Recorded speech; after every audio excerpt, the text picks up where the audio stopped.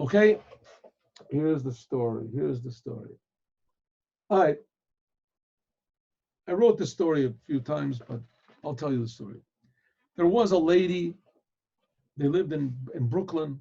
This must have been maybe in the 30s, could be maybe the 40s. Anyway, there was a rabbi. He lived with his wife, and they had a small son. And the rabbi passed away suddenly.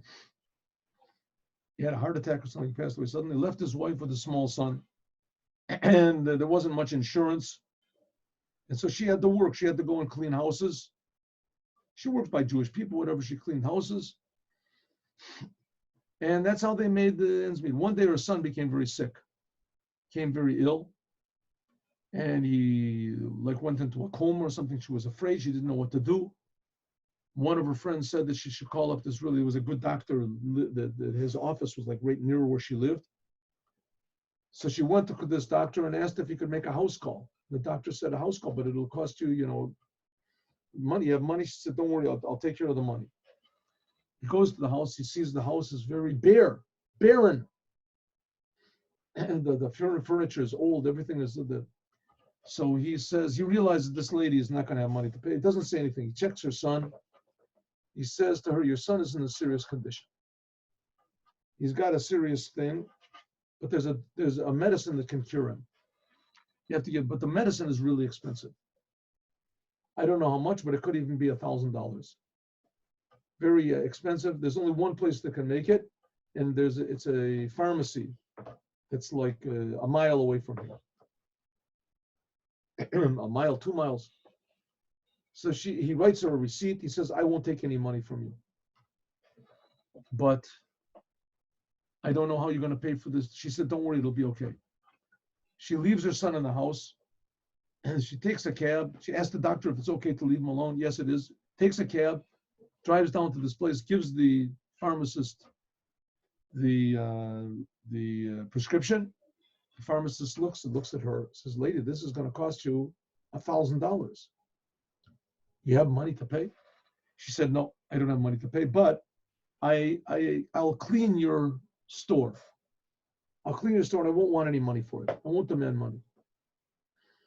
I'll come and clean the store.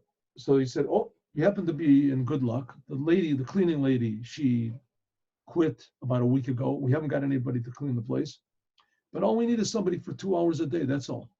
So even if I pay you good, it'll take you, he takes out a piece of paper, starts to write, it'll take 1.5 years for you to pay this off. She said, okay, no problem, I'll do it. I'll come in every day. You have my word, have my word. So the pharmacist has mercy on her. He says, okay, he goes in back and he prepares the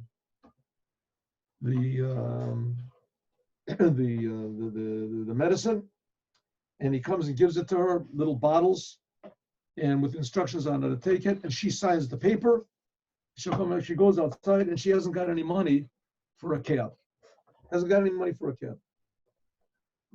Let's say to come there, the cab costs her whatever it is, $3, something like that. She hasn't got the money. So she starts to walk back. It's not so bad. So that's how the walk, maybe a 40-minute walk or something. She's walking fast, starting to get dark. She's walking fast. She has to go through some not so good neighborhoods. But she takes her pocket book or whatever it is, a purse, and puts it under her coat, and she starts to walk. She's walking. Well, she's maybe 15 minutes from her house, and all of a sudden somebody grabs her from behind, pushes her up against the wall. And she sees this big black guy, and he says, okay, lady, give me your money or I'll kill you. So she says, I don't have any money here. I don't have any money. All I have, he says, what's that under your, takes the purse. Says, she says, I don't have any money. That's medicine for my son. He's very sick. Please have mercy. Says, oh, medicine. Maybe there's in it some sort of morphine or something. Let's see. So he opens it up and he smells it. He says, oh, this is terrible. This smells like vomit. This is awful. He gets all angry at the lady and he pours opens up all the bottles and smells and pours it all over her. He smacks her in the face and leaves, runs away. So she stands up without thinking about anything, and she runs back to the store. It's about a half an hour walk, whatever. She runs back, and she gets to the pharmacy just before it closes.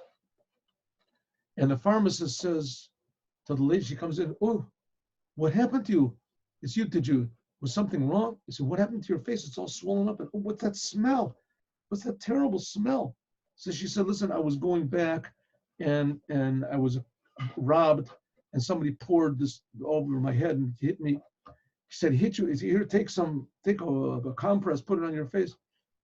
Take off your coat, just wash it off. He says, what with that smell? What did you say that smells from the medicine? I said, that smell is from the medicine that I gave you? So she said, yes, it was. And listen, I'm ready to sign another paper. I'll work for 3 years. Please. He said, let me see the bottles. Do you have any of the bottles left? She said, yeah. Gave him the bottles. He looks in the bottles. He smells. He said, listen, lady, sits down. He says, I don't believe it. I don't believe it. What did I do? I don't believe it. She said, what happened? She said, I made a mistake. I gave you the wrong medicine. If your son would have taken this medicine, he would have died. For sure, it wouldn't have cured him. He said, listen, lady, you have to do me a favor. Just 1 second. He goes back into the back room. He says, that's right. He says, here's this other, your medicine is prepared in something else. I put your medicine, the wrong medicine in your bottles. Put the wrong medicine in. What do I do?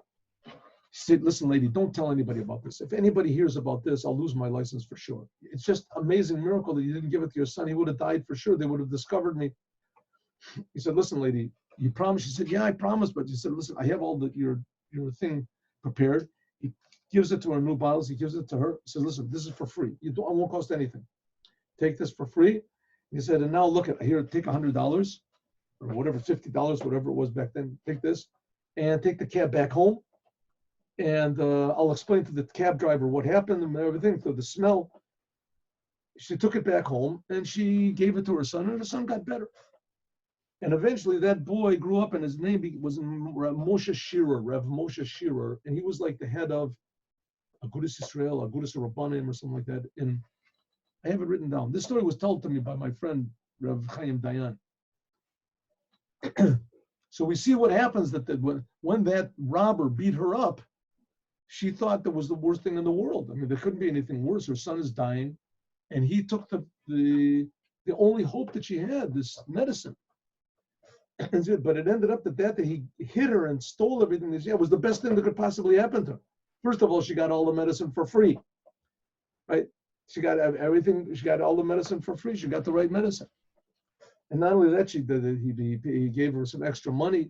And so that was what saved her son. If she would have given that medicine, the wrong medicine, to her son, he would have died. So she got the right medicine, and she got it totally for free. She had to suffer so what we can learn from that sometimes things that happen to us that we think are the worst things possible, exactly what we didn't want, could be exactly the best thing that there could possibly be happening to us, because Hashem loves us. Have a good day. 3 o'clock. That sounds like an Eliyahu Hanavi story. That's right, yeah. Okay, see you everyone. 3 o'clock.